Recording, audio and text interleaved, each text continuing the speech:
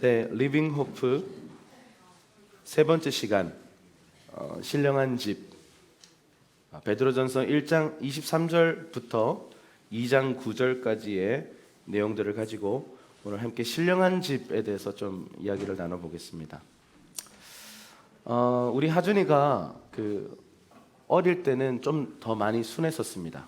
그래서 베이비 완전 갓난아기 때 진짜 순해가지고 와 역시 셋째는 낳을만 하구나 라고 생각을 했던 적이 있었습니다. 그때는요 하준이가 거의 웃었고요, 그러니까 늘 싱글싱글 웃는 얼굴이었는데 가끔씩 막 그 순한 아이가 돌변해가지고 막 소리를 지르고 막 외치고 막 샤우팅을 하는 겁니다. 근데 얘가 왜 이러나, 어디 아픈가 생각했는데 결국 알고 보니까 배고픔 때문이었어요. 지금도 우리 애기들 우리 교회 좀 있는데 이 애들 막 우는 거 보면 무슨 일이 났나 보다 생각해서 어디 아픈가 보다 생각했는데 대부분요 배고파서 울어요. 우리 중에도 우리 아무리 어른이 됐어도 이게 배가 고프면 짜증 나잖아요. 우리 대부분 어린 아이들이 정말 힘들어하고 어떤 한 가지를 갈망하는 게 있는데 그건 뭐냐면 어머니의 젖입니다. 그걸 정말 갈망해요. 오늘 이 베드로가 베드로 전서는 우리가 후서도 마찬가지지만 베드로라고 하는 사람은 베드로 기질이라고 불릴 만큼 사람을 잘 좋아하고 사람을 어떻게 목양해야 되는지를 아는 사람이에요. 그래서 초대교회 때 예수님께서 유일하게 내 양을 먹여라, 내 양을 쳐라 라고 말씀하셨던 그 사람이 바로 베드로입니다. 오늘 베드로가요 이 목양에 대한 이 수많은 관점들을 이야기하는데 오늘 영적 성장에 대해서 얘기를 해요. 여러분 영적으로 성장하고 계십니까? 아멘. 네. 제가 혼자 아멘 했어요.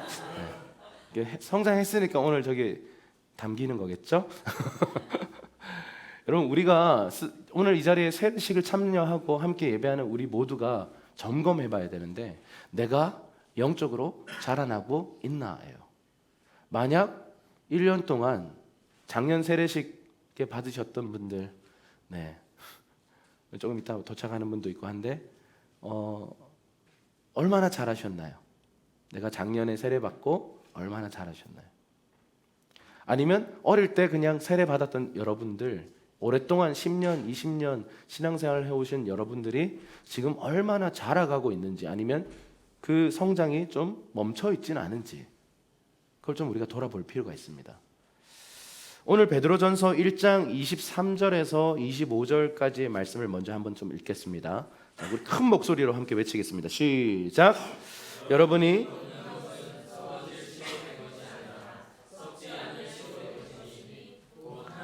살아있고 항상 있는 말씀으로 된 것입니다.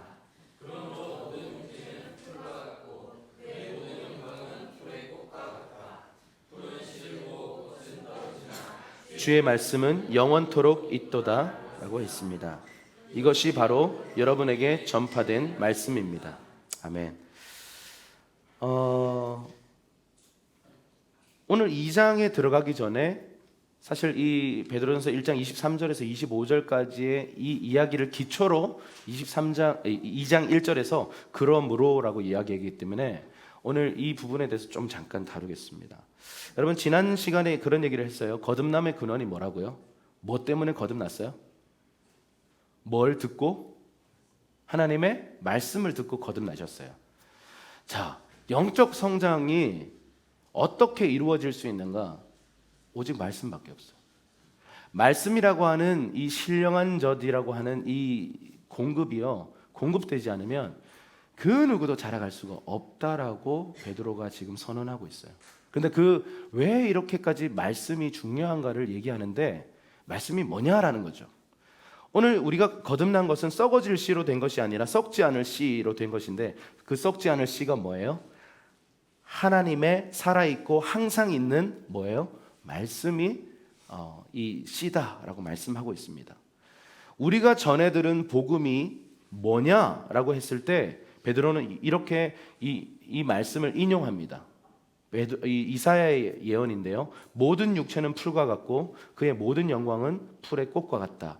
풀은 시들고 꽃은 떨어지나 주의 말씀은 영원토록 있다. 자, 여러분, 우리가 지나면요, 우리도 죽어지고 없어져요. 여러분, 이거 좀 한 10년 지나면 여기도 다 막 낡아서 문제가 생깁니다. 악기도요, 이게 이제 곧 팔 건데 이것도 한 10년, 20년 치면요, 어느 순간 고장이 나고 그냥 영원하지가 않습니다. 그런데 여러분, 이 세상은 영원하지 않지만 풀은 마르고 꽃은 시들어 버리지만 하나님의 말씀은 영원히 지속되는 것입니다. 그래서 여러분, 우리가 인생의 지혜가 뭐냐면 하나님 말씀을 붙드는 건데, 우리가 눈앞에 있는 잠시 잠깐의 어떤 꽃과 같은, 잠깐 피었다 질 것 같은 그런 어떤 세상적 영향력 앞에 말씀을 내다버리는 그런 어리석은 행동들을 우리가 많이 하고 있어요.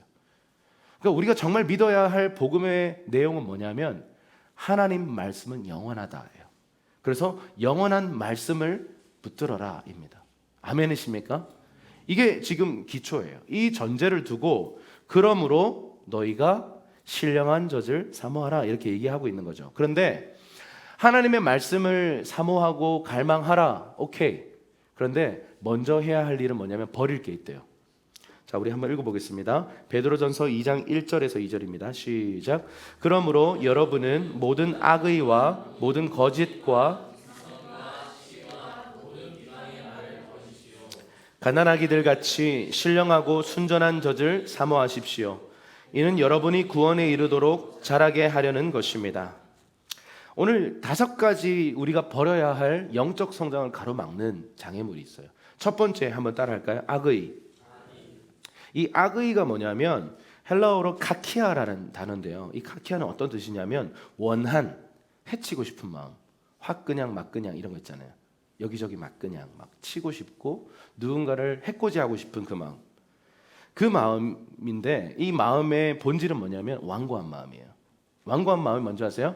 나 용서 못해. 나 저 사람 용서 못해. 그게 완고한 마음이에요. 그게 오늘 여기서 말하는 악의예요. 악한 뜻이란 뜻이죠. 여러분, 이게 완고한 마음이 지속되면 어떤 일이 벌어지는 줄 아세요? 쓴뿌리가 돼버려요. 쓴뿌리가 되면 어떤 일이 벌어지냐면 여러분 한 사람이 쓴뿌리를 다 갖고 있잖아요. 여러분 가족 다 더러워져요. 그리고 여러분 만나는 모든 사람들이 더럽혀져요. 참 이게 무슨 뜻입니까? 저는 이거 기독교 상담할 때 처음에는 굉장히 충격 먹었던 부분이에요. 세상의 상담은요, 당신 잘못 없습니다. 당신이 피해자입니다. 수고 많았습니다. 격려하고 위로하고 들어줘요. 근데 여러분, 기독교 상담은 처음엔 똑같아요. 그랬군요. 공감해요. 근데 끝엔 뭔지 아세요? 회개하세요. 회개하세요.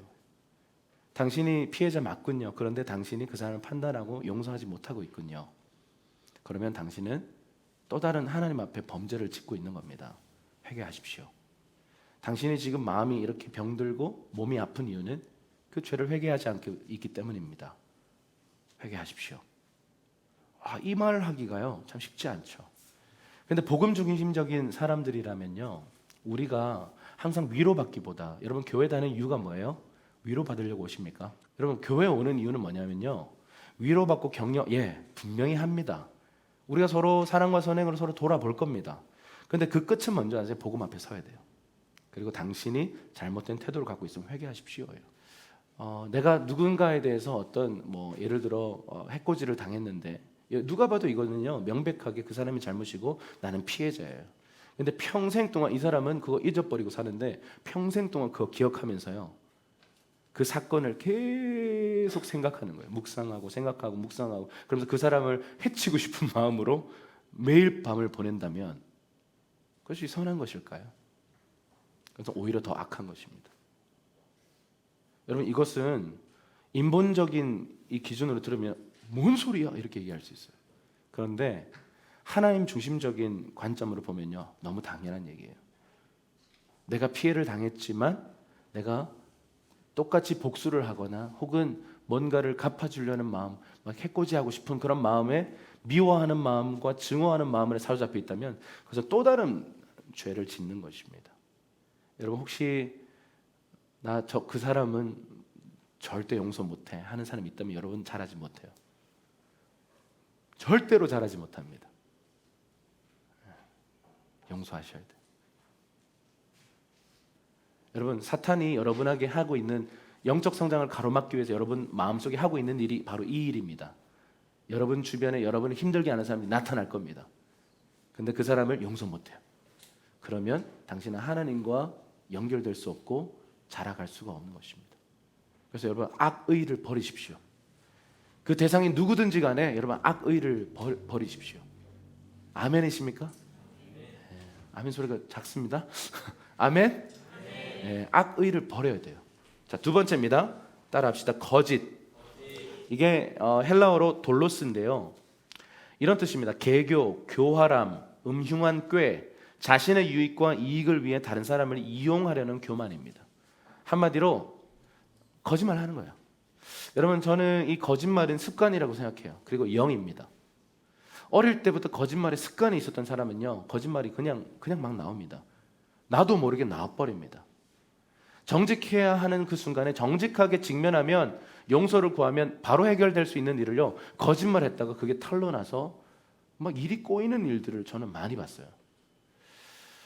그리고 제가 거짓말하고 있는 게 다 알겠는데 제 앞에서 거짓말하는 거죠. 그냥 속아주는 거죠. 이 아이는 정직하지 못하구나 느끼는 겁니다.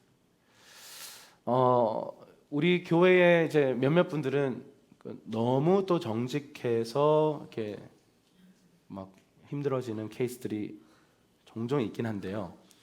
저는 그게 오히려 낫다고 봅니다. 물론 필터링은, 건강 필터링은 항상 필요한데요. 우리 이렇게 뇌와 입이 붙어 있는 분들이 좀 있어요. 필터 없이 그냥 툭 튀어나오는, 내가 왜 이런 말 했지? 뭐 이렇게 하는 분들이 종종 있는데, 근데 그게 차라리 거짓말하는 사람들보다는 낫습니다. 저는 이런 사람들 정말 싫어합니다. 제 앞에서는 막 이렇게 좋게 얘기하고 뒤에 가서는 막 안 좋은 얘기를 하는 사람을 제일 싫어합니다. 우리 교회는요, 물론 이게 또 거칠어지거나 무례함으로 가면 안 되겠지만, 우리 교회는 앞담화 교회가 돼야 돼요. 할렐루야. 앞에서 얘기해야 되지, 물론 뒤에서 얘기하더라도 바로 뒤에서 이렇게 바로 머리 뒤에서 얘기하시라는 거죠. 좀 이따 나오겠지만, 여러분, 이 비방이라고 하는 게 이제 그 영역이거든요. 누군가가 없는데, 여러분 이런 문화 아세요? 사총사가 있어요. 제일 친해. 근데 사총사가 있다가 한 명이 이렇게 나갔는데 세 명이서 얘를 욕해. 그래서 얘가 돌아왔어. 그리고 또 다른 애가 또 어디 볼일 보러 갔는데 다 같이 또 얘를 욕해. 또 얘가 돌아왔는데 또 다른 애가 나갔는데 또 다 같이 얘를 욕해. 정말 기가 막힌 문화인데, 또 그냥 이게 문화고 습관이에요. 여러분, 친하면 서로 너무 좋기도 하지만 좋은 시기가 딱 지나고 약간 살짝 이렇게 서로 이렇게 끌고 싶은 순간이 오잖아요. 근데 그것들을요, 돌아가면서 그 사람 없을 때 얘기하는 거예요. 이게 세상에서도 악한 문화지만 이게 하나님 나라에서도 굉장히 악한 문화예요. 앞에서는 웃고 뒤에 가서는 욕한다. 이게 굉장히 거짓된 삶이죠. 저는 개인적으로는 그런 사람들 굉장히 싫어합니다. 그래서 우리 교회는 앞담화 교회가 되자라고 선포하고 1년을 달렸는데, 너무 앞담화하는 것 같아가지고 조금 조심스러운데요. 어쨌든 그게 차라리 낫다라는 것입니다. 좀 싸우더라도 그냥 대놓고 나 너 힘들어, 너 그렇게 안 했으면 좋겠어 라고 말할 수 있는 소통 공동체가 되어야 된다고 믿습니다. 이게 부부 사이도 마찬가지고요, 교회에서는 더 중요해요. 당신이 나에게 이렇게 대우할 때 나 사실 기분이 안 좋습니다 라고 말하지 않으면 몰라요. 당신 나한테 이렇게 표현하면 난 정말 화가 나. 근데 그 사람 몰라요. 이게 왜 화나지? 이해 안 돼요, 말해도. 근데 화가 난다라는 팩트가 전달되면요, 이렇게 말해서는 안 되겠구나 라고 알아듣게 되는 거죠. 이게 소통이에요. 그런데 이런 것들을 두려워하는 사람들이 대부분 뒷말을 해요. 이게 끝에 있는 비방과 연결되어 있는 부분입니다. 거짓과 비방이죠. 자, 세 번째, 한번 따라합시다. 위선. 헬라어로 휘포크리시스라고 하는 건데요, 영국 배우의 연기, 시치미떼기, 위선, 이런 뜻을 가지고 있습니다. 그러니까 한마디로 얘기하면 외식입니다. 위선을 떠는 거죠. 겉으로는 막 웃고 있는데 속으로는 죽여버려, 이렇게 하는 겁니다. 그게 외식입니다. 종교주의라고도 말하고 종교의 영 이렇게도 표현하고요. 이성주의, 형식주의, 바리새주의 이렇게 합니다. 여러분 이것이 다 연결돼 있어요. 정직하지 못하기 때문에 자꾸 가면 쓰는 거거든요. 여러분 이 정말 정직하면 가면 이런 거 다 벗어버리고 내 맨 얼굴 보여줄 수 있습니다. 광대처럼요 막 사람들을 웃겨요. 막 웃기고 와 이렇게 살다가 사실 자기는 너무 슬퍼. 근데 사람들을 만나면 막 웃겨야 돼. 와 분위기 메이킹. 그 집에 가면 막 이렇게 누가 말 붙이면 막 화내고 막 그렇게 하는 거예요. 이런 우리의 이런 가면을 쓰는 모습들이 왜 발생하는가? 이런 우리 다 두렵기 때문에 그래요. 내 맨모습 보여주면 거절당할 것 같은 두려움이 있으니까 자꾸 사람들이 좋아할 만한 가면을 쓰고 사는 겁니다. 그러니까 점점 종교적으로 바뀌는 거예요. 내 모습이 아니고 내 말투가 아니고 내 표정이 아니라 뭐예요? 훈련된 표정. 그래서 저는 예배팀이 특히 싱어들이나 이런 콰이어들이 이런 표정 짓는 거 정말 싫어요. 정말 싫어요. 가짜예요, 가짜. 가끔 진짜 그게 제 예배 인생 15년 중에 한 3-4번 있었거든요. 이게 이런 표정이. 근데 이게 매주일마다 이렇게 나온다? 뭔가 병원에 가야 될 사람이죠. 그런 영성이 있다면 저를 위해 기도해 주십시오. 그거 안 돼요. 다들 막 처음에 교회 왔을 때 표정 오늘 장난 아니었어요. 다들 뭐 한 대 칠 것 같은 그런 느낌이었어요. 뭔가 치열하게 온 것 같아. 근데 찬양만 들으면 이게 가능할까요? 첫 찬양 때는 그냥 뭐 찬양하자니까 하는 거죠. 두 번째 찬양하다가 세 번째 찬양하다가 주님 항복합니다. 항복은 행복을 가져온다. 할렐루야. 항복하면 주님의 나라가 임해서 기쁨이 오는 거지. 막 첫 찬양 때부터 이거 여러분 우리 교회에서는 절대 금지입니다. 할렐루야. 그런 연출 하지 마세요. 퍼포먼스 하지. 그건 예배가 아니에요. 물론 공연 때는 필요하죠. 막 가수가 나와가지고 기분 나쁘다고 대충 막 부르고 막 이러면 그 사람 잘립니다. 그럼 공연은 그런 거예요. 그런데 예배는 반응이잖아요. 정직한 반응이요. 그래서 우리 교회 예배가 좀 이런 거짓과 위선이 정말 끊어져서 정직한 반응들이 나오고 기쁘면 기쁨을 표현해야죠. 막 소리치고 이래야죠. 이러면 저는 흑인 교회가 되고 싶어요. 흑인들이 좀 왔으면 좋겠어요. 흑인들은요 이렇게 설교하다가 Yeah, that's right 이렇게 얘기해요.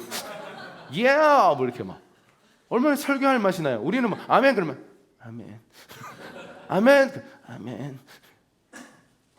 어쨌든 여러분 안에 터져 나오는 반응들이 설교 시간에도 예 맞습니다, 목사님.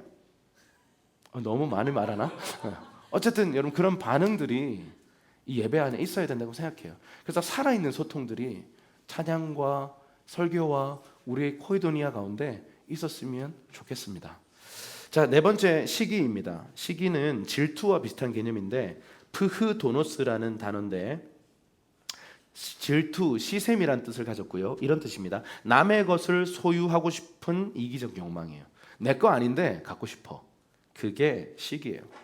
질투는 이런 겁니다. 내가 받아야 할 사랑을 얘가 받고 있어. 그러면 질투가 일어나요. 그럼 시기와 질투, 우리 인간 안에 일어나는 아주 기본적인 욕구입니다. 이게 그냥 왜 나한테 이런 마음이 들지? 예, 우리 안에 일어날 수 있는 욕심이에요. 그런데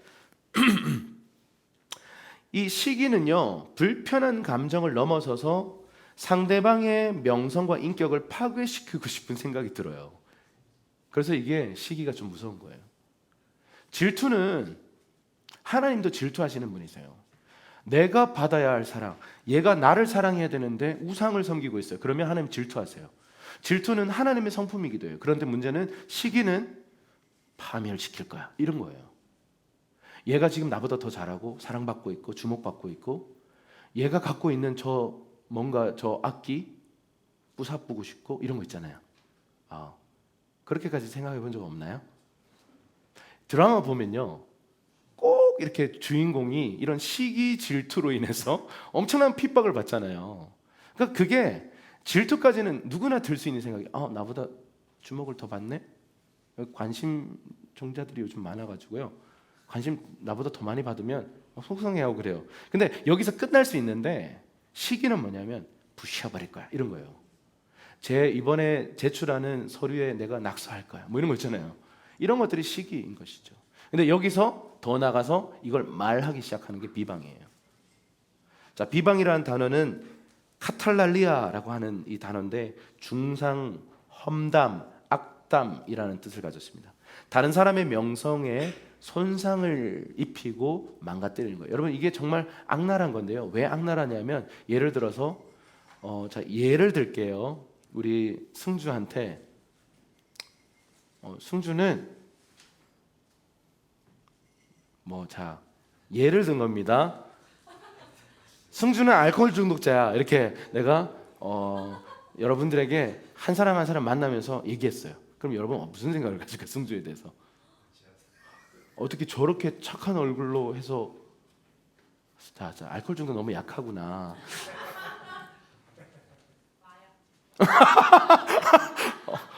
적절했어요. 마약 중독이라고. 내가 막 심각한 얼굴로 영훈아, 승주 마약 중독이야. 이걸 제가 여러분에게 다 일일이 얘기했어요. 그러면 승주는 다음 주일부터 막 멸시천대를 받기 시작할 겁니다. 어머, 쟤랑 어울리면 안 되겠구나. 막 우리 애들이랑 놀게 해서는 안 되겠구나. 이런 생각이 드는 거죠. 근데 여러분 그게 사실이 아니어도요. 그게 큰 데미지를 입혀요. 참 놀랍죠. 얘는 정말 순수하고 진짜 마약은 마약 빵밖에 안 먹어봤는데 마약이란 거 전혀 상상도 못하는 아이인데 누군가가 악한 의도를 가지고 그는 마약 중독자다라고 말했는데 여러분 이게 왜 데미지가 크냐면 사람들은 그게 진짜든 아니든 그 낙인 찍혀진 그 굴레 때문에 그 사람에 대해서 어떤 편견을 갖게 돼요. 그게 참 무서워요. 그게 이제 사실 성적인 죄, 성범죄가 이거는 증명할 길이 없잖아요. 누군가가 누군가를 성추행했다더라. 근데 그 사람이 어떤 리더였다더라. 그게 사실이 아니라고 해봅시다. 근데 그 말이 돌았어요. 그러면 그 리더는 어떻게 될까요? 더 이상 그 집단에서 목회 못해요. 그런 사실이 없는데도요. 그래서 이것이 사탄적인 거예요. 저는 이 험담이라고 하는 이것이 얼마나 파괴적인가를 경험했고 연구했고 수많은 사례들을 봤어요. 여러분 신천지가 교회에 들어와서 교회를 무너뜨리는 전략이 뭔지 아세요? 험담이에요. 험담을 하면요 어떤 일이 벌어지냐면 누군가를 험담하는 일을 하다 보면 이 일에 동의하는 사람들끼리 연합이 일어나요. 동맹이 일어납니다. 동맹이 일어나서요 이 에너지가요 왜 강력해지냐면 사탄이 기름 부어요. 참 놀랍죠. 기름 부으심이 있어요. 여러분 남 욕이 재밌어요. 할렐루야. 재밌다고요. 계속 욕하고 예를 들어서 우리 교회에 이상한 집사님이 만약 있다고 생각해 봅시다. 예를 들어 조 집사님이라고 있다고 생각해 봅시다. 근데 누가 봐도 진짜 이상한 사람이야. 그래서 우리가 교회가 셀로 그런 의도 아닙니다. 그런 의도 왜? 그 집사가 아니잖아. 자, 박 없나 박? 자, 박 집사가 있어요. 자, 박 집사가 정말 누가 봐도 이상해. 이게 좀 성격에 문제가 있어. 성격이 약간 파탄이야. 만나면 화내고 이런 스타일이야. 그래서 다 상처를 조금씩 받아왔어. 근데 상처를 크게 받은 사람이 모일 때마다 그 박 집사 욕을 하기 시작하는 거야. 막 욕을 하는데 다들 좀 그런 걸 경험했으니까 맞아 나한테도 이렇게 했어. 이렇게 같이 얘기를 나누다 보면요 에너지가 기름 부으심이 임해요. 우리는 하나. 신천지가요 그런 전략으로 누군가를 비방하고 교회의 어떤 전사님들 비방하고 이렇게 하면서요 여기 동의하는 사람들을 이렇게 모아가지고 어떻게 하는 줄 아세요? 최종 골라인은 뭔지 아세요? 산옮기기예요. 옮겨가는 것입니다. 근데 이게 말도 안 되는 것 같잖아요. 이게 저런 게 성공할까? 그럼 지금 한국 교회에 가장 빠른 속도로 성장하는 이단이 신천지예요. 한국 교회에서 지금 청년들 다 빠져나가고 있죠. 어디 갔나 봤더니요, 여기 가 있는 거예요. 아니 왜 이렇게 다음 세대가 많아? 왜 이렇게 청년 세대가 많아? 거기 다 가서요, 거기서 막 플랜카드 들고 막 난리를 치더라고요. 여러분, 이게 이단들도 이걸 이용하는 할 만큼 비방이라는 것은요, 굉장한 에너지가 나타나요. 그래서 이걸 버려야 된다는 것입니다. 이 5가지를 버려라 라고 말하고 있습니다.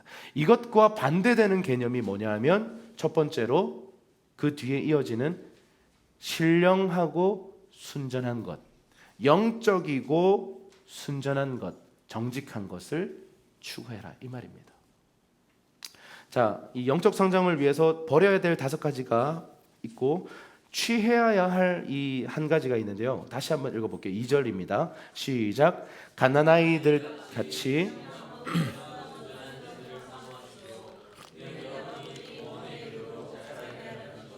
아멘. 사도 바울은 이 영적 단계에 따라서 어린 아이가 먹는 젖이 있고, 그 다음에 이유식이 있고, 단단한 식물을 먹어야 되는 영적 성장의 과정에서 이 어린아이를 얘기했는데, 여기서 베드로는요 그런 단계로 얘기한 게 아니에요. 여기서 포인트는 사모하다라는 단어입니다. 무엇을 사모해야 돼요? 젖을 사모해야 되는, 이게 뭘 상징해요? 말씀이거든요. 하나님의 말씀을 갈망하는 건데, 누구처럼 갈망해요? 아이가 엄마 젖을 갈망하는 것처럼 갈망하라는 거예요. 이건 절대적인 거예요. 이거 없으면 죽는다라고 생각하기 때문에 아이들은요 진짜 난리를 치면서 울어요. 배고플 때요. 여러분, 말씀에 배고파서 울어보셨나요? 하나님 말씀이 먹고 싶어, 뭐 이런 거예요. 하나님 말씀이 막 충분히 공급되지 않아서 마음이 상하는 거죠. 묵상이 제대로 안 됐어. 그래서 막 마음이 너무 힘들어서 빨리 집에 가서 퇴근해서 말씀을 먹고 싶어. 그런 적 한 번도 없나요? 한 번 정도는 있지 않나요? 없나? 너무 앞담하다. 그런 세계가 있나? 이런 눈빛으로 저를 쳐다보네요. 다윗은요 송이꿀보다 더 달다라고 얘기했어요. 무슨 말씀이 달지? 이런 말씀이 얼마나 능력 있고, 말씀이 얼마나 달고, 말씀이 얼마나 우리에게 기쁨을 주는지를 경험한 경험이 없으면 이렇게 못해요. 아이도요 엄마 젖을 빨아본 아이들이 갈망을 가져요. 이 갓난아이들처럼 젖을 사모하라 라고 말하고 있습니다. 자, 구원의 시작점인 거듭남이 무엇으로 말미암았다 그랬어요? 하나님의 말씀으로 말미암았다라고 말하고요. 구원은요 이렇게 보세요. 신령하고 순전한 젖을 사모하십시오. 그 뒤에 있는 말씀 보면, 이는 여러분이 구원에 이르도록 어떻게 한다고요? 자라가게 하는 거예요. 자, 이 자라가게 하는 동력이 뭐라고요? 순전한 젖을 사모하는 것이라는 거죠. 말씀을 사랑하고, 말씀을 갈망하고, 말씀을 먹는 이걸 통해서 구원에 이르도록 자라간다. 자, 여기서 보면, 자, 구원을 이미 받았다라고 하는데, 거듭났다라고 하는데, 구원에 이른다는 말은 뭘까요? 이게 지난주에 얘기했던 것처럼 하나님 나라가 이미 임했지만 완성된 건 아니란 말이에요. 우리가 이미 구원받았지만 구원이 완성된 건 아니에요. 구원 언제 완성돼요? 주님 다시 오셨을 때, 그 심판이 임할 때 우리가 최종적으로 구원받을 때에 구원이 완성되는 거예요. 근데 이 구원을 완성시키는 동력이 뭐라고요? 말씀이요. 말씀을 먹어야 돼요. 우리 이미 구원받아서 여러분들 이 자리에 거듭나셔서, 오늘 세례받는 3분 거듭나셨어요. 확인됐어요. 자, 그 지금부터 여러분이 해야 될 일은 뭔지 아세요? 말씀을 먹어야 돼요. 이거 안 먹으면 아사해요. 굶어 죽어요. 그리고 이 자리에 앉아있는 여러분들도 이미 예전에 신앙생활하고 이미 뭐 헌신도 했고 사역도 하고 봉사도 많이 했다고 말씀 안 먹으면 여러분 오히려 기근의 시기로 들어가서 굶어 죽어요. 큰일 납니다. 자, 오늘 하루 말씀 안 먹었다고 내게 무슨 일이 있을까? 일주일 동안 말씀 안 먹어도 아무 변화 없어요. 한 달 안 먹었어요. 아무 변화 없다고요. 2달 안 먹었는데 좀 약간 찝찝해요. 3달 안 먹었어요. 뭔가 좀 약간 근데 큰 변화가 없어요.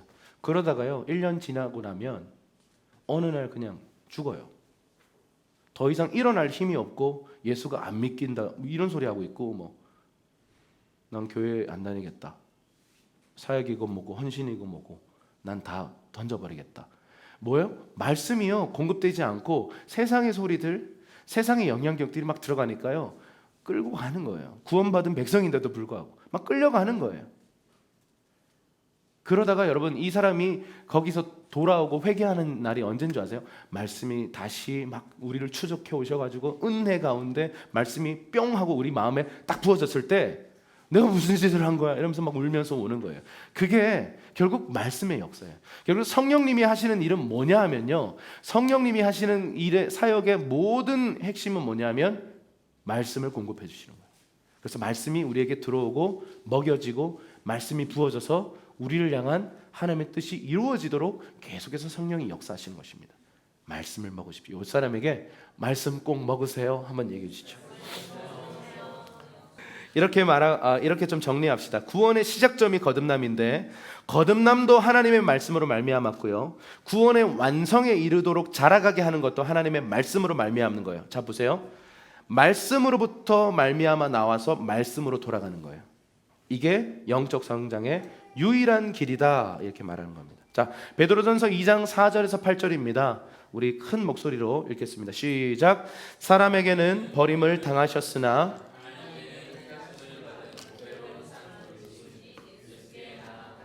여러분 자신도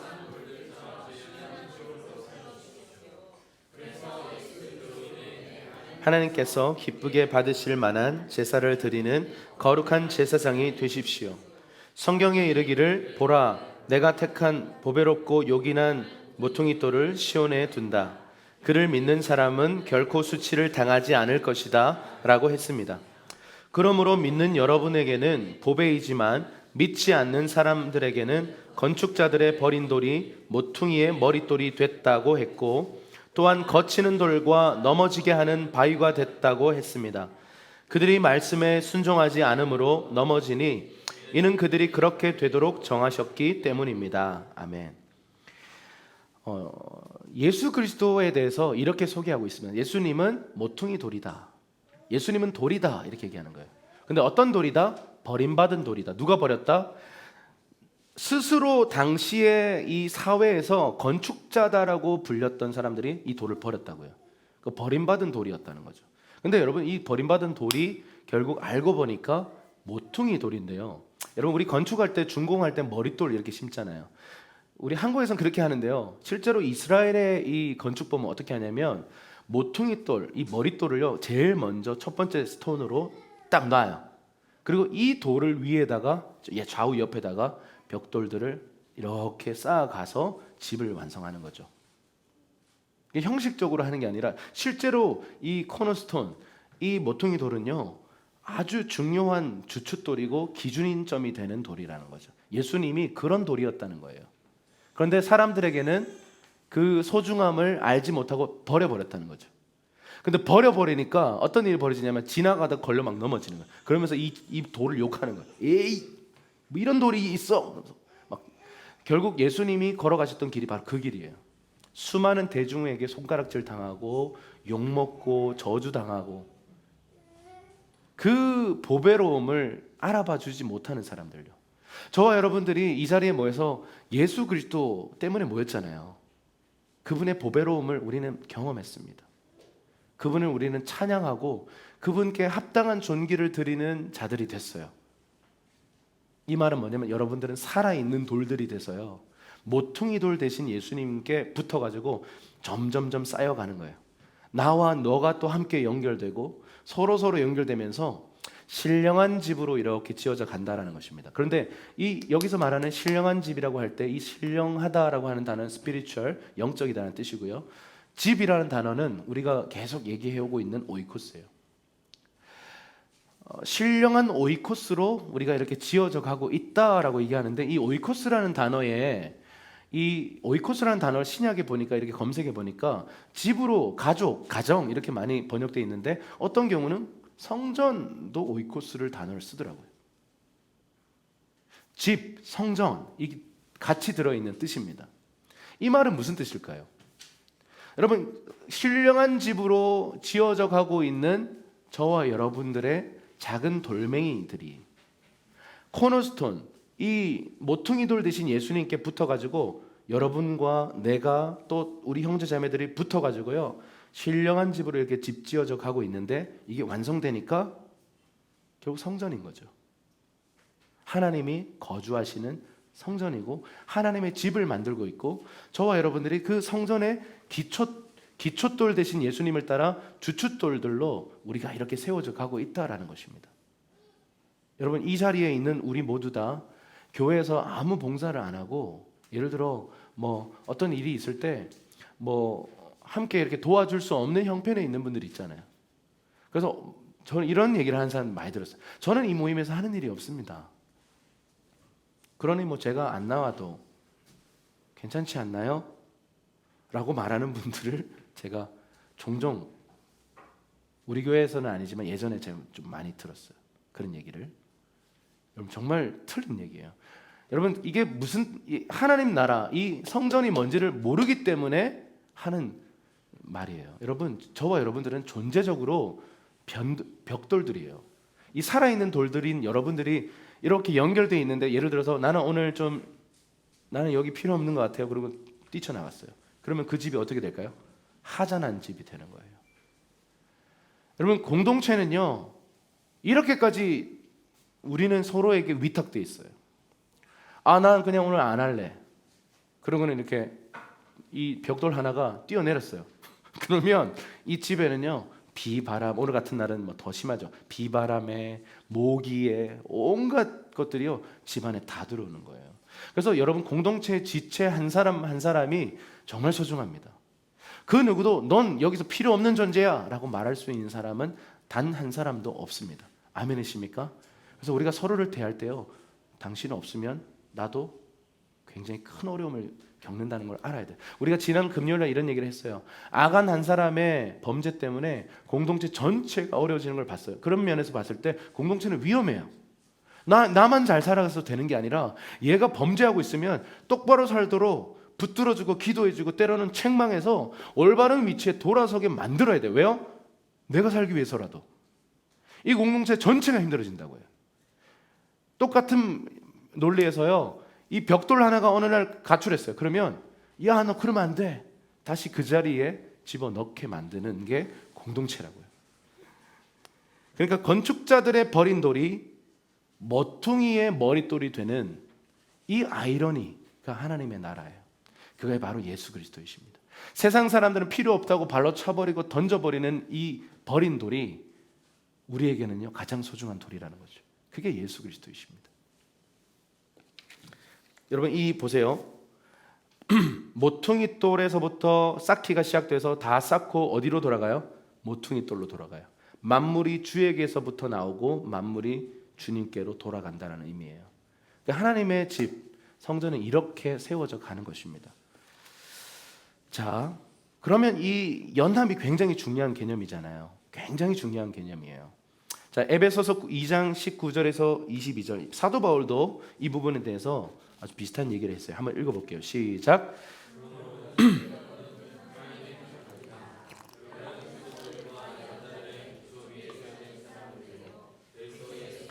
친히 모퉁이 돌이 되셨습니다. 그리스도 안에서 건물 전체가 서로 연결돼 주 안에서 함께 자라 거룩한 성전이 됩니다. 여러분도 성령 안에서 하나님께서 거하실 처소가 되기 위해 그리스도 안에서 함께 세워져 가고 있습니다. 예수님이 모퉁이 돌 되시고 그 모퉁이 돌 대신 그리스도 안에서 건물 전체가 서로 연결돼서 함께 자라가는 성전이 됐다, 이렇게 말하고 있어요.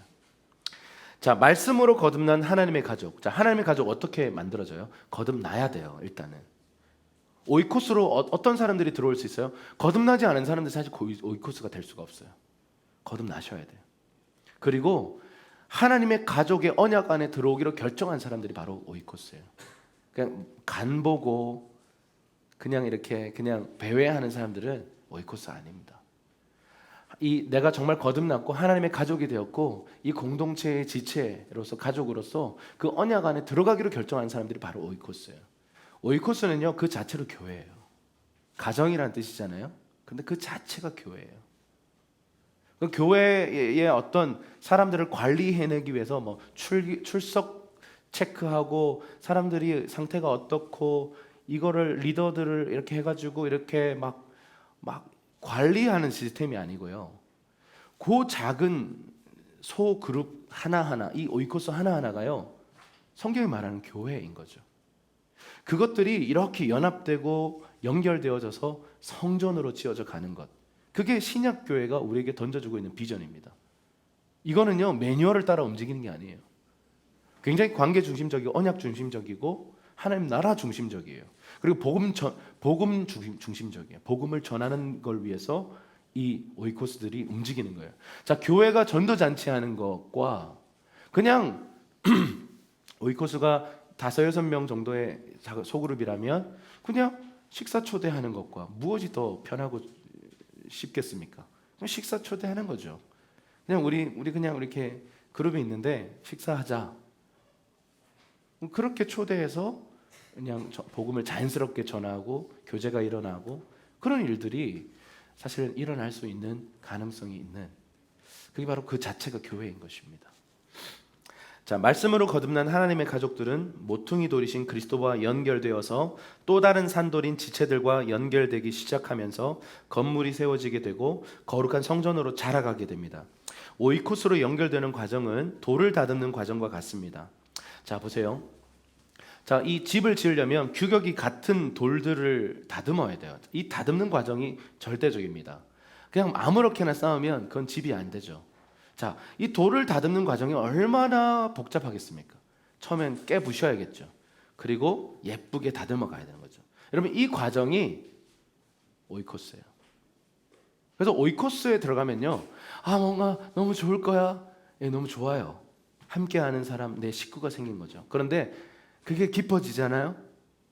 깨부시고 다듬어지고 서로가 찔리고 아프고 이런 과정을 통해서요 오이코스가 되는데, 이 오이코스라는 단어가 갖고 있는 그 또 다른 뜻처럼 이렇게 다듬어진 돌들이 연합되기 시작하는 게 결국 성전이란 말이에요.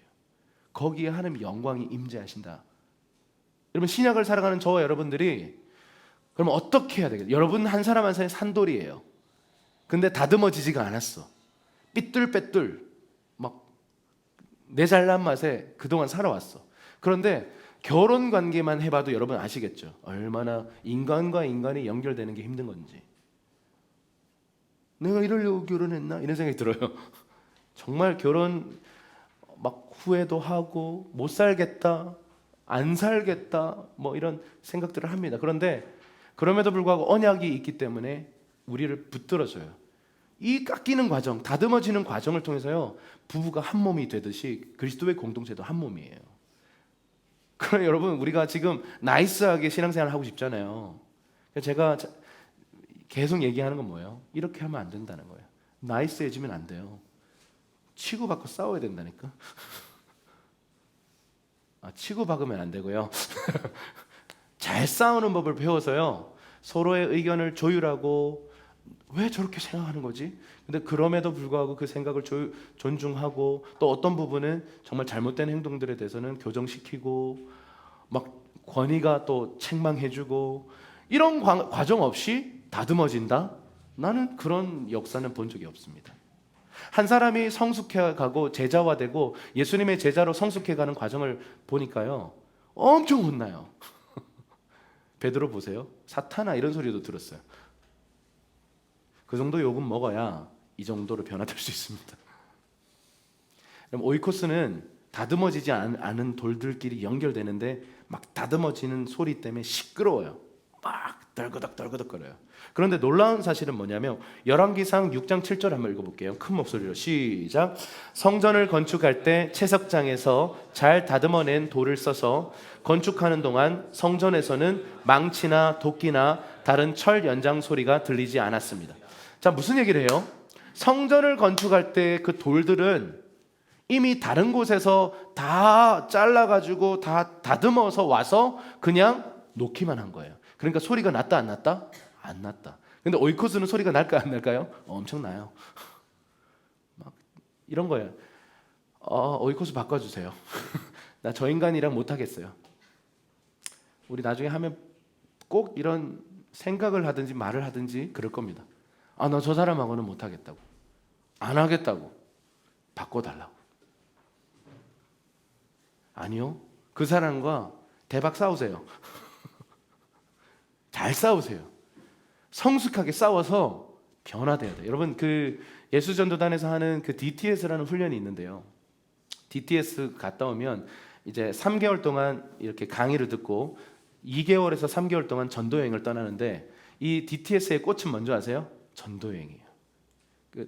100% 전도여행 가서 대박 싸워요. 3개월 동안 나이스 했거든.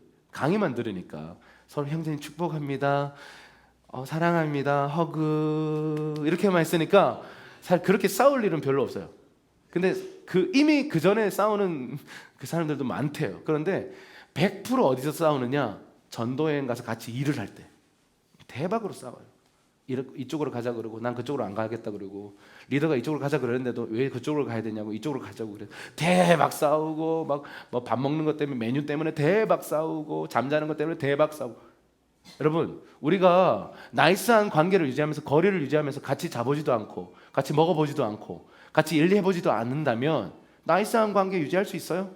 우리 한 10년 동안 김 집사님 오셨습니까? 나이스 할 수 있어요. 그런데 같이 먹고 자고 전도여행 떠나보고 일도 해보고 사역도 해보다 보면 저 인간은 맨날 늦어요. 왜 저렇게 코를 골아? 나가서 자세요. 여러분, 이런 것들을 부대끼면서 만들어져 가는 게 하나님의 집이고, 그 하나님의 집이 거룩한 성전으로 만들어져 가는 과정, 이게 소리가 나느냐, 이제 나중에 소리가 없어지느냐. 성전엔 소리가 없어요. 이미 다 맞춰져 있어요. 이미 다 다듬어져 있기 때문에, 이미 다 십자가에서 죽어 있기 때문에 더 이상 소리가 안 나와요. 그게 바로 성전의 재료들이에요. 우리의 목표는 거기까지 가는 겁니다. 힘들 거예요. 저 힘들어 죽겠어요. 오늘도 너무 힘들어요. 거기까지 가는 게요. 이 다듬어지는 과정 너무 힘들어요. 근데 우리가 가야 할 길입니다. 아멘 하기에 좋은 포인트입니다. 아멘 하신 분들 함께 갑시다. 달그닥거리면서 서로 부딪히면서 가는 겁니다. 그렇게 다듬어져서 거룩한 성전으로 만들어지는 그날에 우리가 함께 주님의 영광을 나타낼 것입니다. 자, 마지막으로 베드로전서 2장 5절에서 9절 우리 큰 목소리 읽어보겠어요. 시작. 그래서 예수 그리스도로 인해 하나님께 기쁘게 받으실 만한 제사를 드리는 거룩한 제사장이 되십시오. 그러나 여러분은 택하신 족속이요 왕같은 제사장들이요 거룩한 나라요 그분의 소유된 백성이니, 이는 여러분을 어둠에서 불러내어 그분의 놀라운 빛으로 들어가게 하신 분의 덕을 선포하게 하시기 위한 것입니다. 아멘. 자, 이 말씀이 어디 뒤에 나오냐면요, 저 앞쪽에 읽었던 베드로전서 2장 4절에서 8절 다음에 9절이 나오거든요. 이런 뜻입니다. 어떤 사람들에게 예수님은 거치는 돌이 됐고, 어떤 사람들에게는 너무 보배롭고 소중한 모퉁이 돌이 됐어요. 이걸 주님께서 이미 예정해 놓으셨답니다. 여러분, 예정을 믿으세요? 하나님이 태초 이전부터 저와 여러분을 다 미리 다 계획하셨고 미리 다 정해 놓으셨어요. 예수님 편에 설 자들과 예수님을 대적하는 자들에 대해서도 주님이 이미 다 내다보셨어요. 자, 이것에 대해서 여러분 많은 오해가 있는데, 여러분 이거 정말 옛날부터 계속 오해가 있는데 뭐냐면 운명론으로 착각합니다. 운명은 다 정해져 있다. 그러니 그냥 우리는 가만히 있어도 하나님이 알아서 하신다. 여러분, 이거는 기독교 아니에요. 예정론 아닙니다. 예정론은 이런 거예요. 수많은 경우의 수, 그리고 하나님은 우리의 기질과 우리의 모든 선택까지도 알아요. 그래서 내가 무엇을 선택할지를 알고 내다보시는 거지, 우리 운명을 다 디자인해놓고 프로그램 짜놓고 너는 그냥 걸어가, 이렇게 하시는 분이 아니라는 거예요. 여러분, 성경에 보면 운명을 뒤바꾸는 사람들이 나와요. 저주받은 족속에서 갑자기 돌아서는 사람이 바로 레위인들이었어요. 에돔의 남은 자들도 돌아온다 그랬어요. 에돔은 저주받은 족속이에요. 에돔은 끊어진 자들이에요. 돌아올 수 없는 자들인데 그들도 돌아오도록 운명이 바뀌는 거죠. 역대하 7장 14절, 주님의 백성들이 겸손하게 주님 앞에 기도하며 나아갈 때 어떤 일이 벌어져요? 국가의 운명이 바뀝니다. 이런 일들이 일어난다라는 거예요. 이런 모든 선택까지도 주님은 내다보고 계시는 것이지, 우리 인생을 그냥 프로그램 짜놓고 살아라 이렇게, 그렇게 예정이 돼 있지만, 그러나, 자 9절에 한번 따라해 주시죠. 그러나, 자 예정돼 있어요. 그러나 너희가 할 일은 이거야 라는 거예요. 너희는 거룩한 제사장이라는 거죠.